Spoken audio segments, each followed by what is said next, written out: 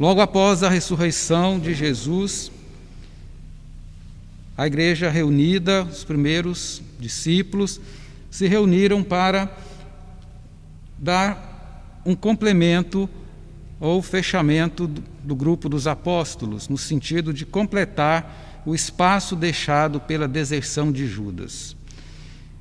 E, como nós percebemos nos Atos dos Apóstolos, os problemas são enfrentados pela comunidade e a solução é uma parceria entre a própria comunidade e Deus. É o que nós vemos também nessa decisão de escolher alguém para ocupar o espaço deixado por Judas Iscariotes.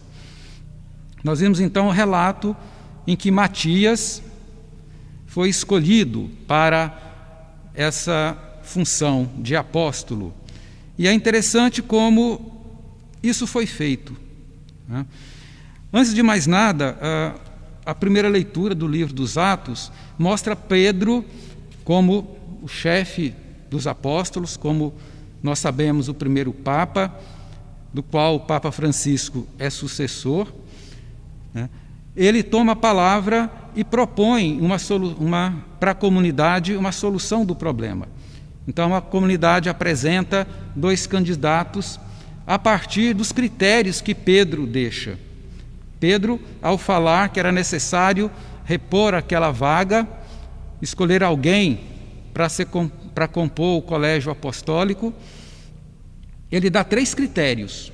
Primeiro critério, que o escolhido estivesse caminhando desde o início, desde ainda João Batista, o que faz pensar que provavelmente Matias, antes de ser discípulo de Jesus, foi discípulo de João Batista. E como discípulo de João Batista, ele passou então a ser discípulo de Jesus. E acompanhou Jesus em todo o período que ele pregou, 3 anos. E ficou junto com a comunidade até aquele momento. Esse é o primeiro critério, estar o tempo todo unido à comunidade, desde o início. O segundo critério, ser chamado por Deus através da comunidade. Esse segundo critério é cumprido a partir da oração que os apóstolos fazem, pedindo a Deus luzes, ajuda para escolher alguém para o lugar de Judas. E terceiro critério, a própria comunidade, né, através da qual Deus envia Matias. E Matias, então, é enviado como apóstolo. A palavra apóstolo em grego significa exatamente isso, enviado para pregar o evangelho, enviado para ser testemunha da ressurreição de Cristo. Então, apresentaram-se 2 candidatos. Naturalmente, os 2 candidatos tinham uma vida de comunhão desde o início com Cristo. E é interessante que o primeiro candidato se chama José, filho de Sabá, José Barsabás, que é cognominado o justo. Ser chamado de justo na Bíblia não é para qualquer um, é um elogio e tanto. O termo justo na Bíblia significa santo, ou seja, eram 2 candidatos altamente qualificados. Qualquer um dos 2 que fosse escolhido seria uma ótima escolha. Por quê? Um é chamado de justo e o outro acabou sendo escolhido. Chama, então, o primeiro candidato de justo. E justo é alguém santo. Santo é alguém que está profundamente unido a Deus. E o que nos une a Deus é o amor, que é o tema do Evangelho. Jesus dizendo: se vocês se amarem uns aos outros, vocês vão permanecer em mim e eu vou permanecer em vocês. Esse é o primeiro critério posto por Pedro. Alguém que estivesse profundamente unido a Jesus desde o início.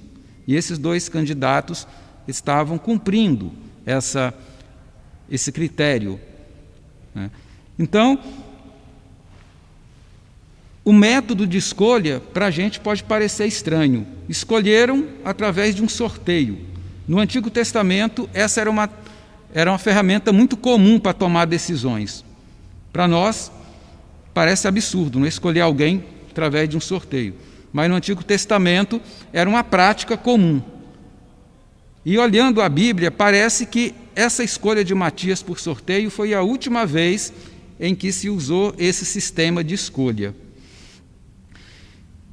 Então, a sorte caiu sobre Matias, ou seja, o nome dele saiu no sorteio, e ele foi então incorporado ao colégio apostólico e foi enviado. E ele demonstrou com a vida dele que essa escolha foi acertada, porque ele entregou a sua vida pela causa do Evangelho. Ou seja, ele cumpriu esse trecho do Evangelho que foi proclamado hoje. Ele permaneceu no amor, ele permaneceu unido a Cristo, permaneceu unido à igreja e deu a sua vida pela igreja e por Cristo. Nós hoje estamos de vermelho, porque o vermelho na liturgia significa o Espírito Santo, significa o amor, significa o martírio, significa a vida doada pelo outro. E Matias cumpriu isso. Embora ele não apareça nos textos, parece que a última vez que aparece, primeira e última vez que aparece o nome dele, é nesse momento da sua eleição. Ele não é tão celebrado nos textos bíblicos assim, mas ele deu a sua vida cumprindo esse envio, essa escolha e esse mandato. E o nome dele é muito significativo. Como nós sabemos, o nome na Bíblia é importantíssimo. Matias significa dom de Deus. Dom significa também um presente, significa também uma bênção. Ou seja, Matias é um presente de Deus para a sua igreja, para nós. É uma bênção de Deus para nós. Ele é o dom, totalmente gratuito. E isso nos questiona. Nós precisamos, hoje, ser também Matias, ou seja, ser um dom de Deus para a nossa época. Ser um presente de Deus para as pessoas, ser uma bênção de Deus para a humanidade, sobretudo nesses momentos de pandemia. Quantas pessoas hoje não são Matias para os outros? Não entregam suas vidas nesse momento de pandemia? Quantas pessoas não estão morrendo para salvar a vida dos outros? É Matias. É o dom de Deus para nós, e a bênção de Deus para nós. Nós sermos bênção de Deus para os outros. Muitas vezes nós passamos o tempo todo buscando a bênção de Deus para nós, sem perceber que nós devemos ser bênção de Deus para os outros. Ser Matias, ser dom. E para nós sermos Matias, nessa festa que nós celebramos, essa escolha tão importante, só há um modo de nós sermos bênção de Deus para os outros: nós estarmos unidos a Deus, como propõe o Evangelho, através do amor mútuo, através da comunhão profunda com Jesus, para que nós possamos dar frutos, assim como Matias deu frutos para a igreja de seu tempo, e continua dando frutos hoje também. O padre Zezinho, numa de suas músicas mais antigas, pouco conhecidas, mas lindíssima, chamada Origens, uma das estrofes diz assim: eu me sinto como um ramo que em Jesus Deus enxertou.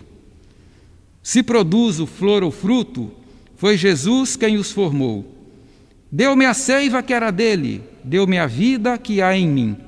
Eu não vivo a não ser nele, meu autor, princípio e fim. Matias era como um ramo enxertado em Jesus. Por isso ele deu muitos frutos. Jesus o fortificou com sua seiva, e a seiva é o amor. E nessa festa de São Matias, vamos suplicar a intercessão dele junto de Deus, junto do Pai, do Filho e do Espírito Santo, para que nós também hoje, nesses tempos de pandemia, sejamos Matias para os outros. Possamos estar unidos a Deus, ser fortificados pela seiva divina que é o amor, para que nós possamos dar frutos, frutos de vida para todos, frutos de vida em todos os sentidos. No início da missa, o Padre Antônio lembrou a homilia do Papa Francisco, que falava de outras pandemias, como a fome, como a falta de escola, como a falta de acesso à saúde e a todas as outras necessidades humanas. Ser Matias hoje é nos esforçarmos, fortalecidos pela seiva divina do amor, para que seja superado tudo isso. Não só o coronavírus, mas também a fome, mas também a falta de oportunidades para que a pessoa possa ter uma vida digna em todos os sentidos.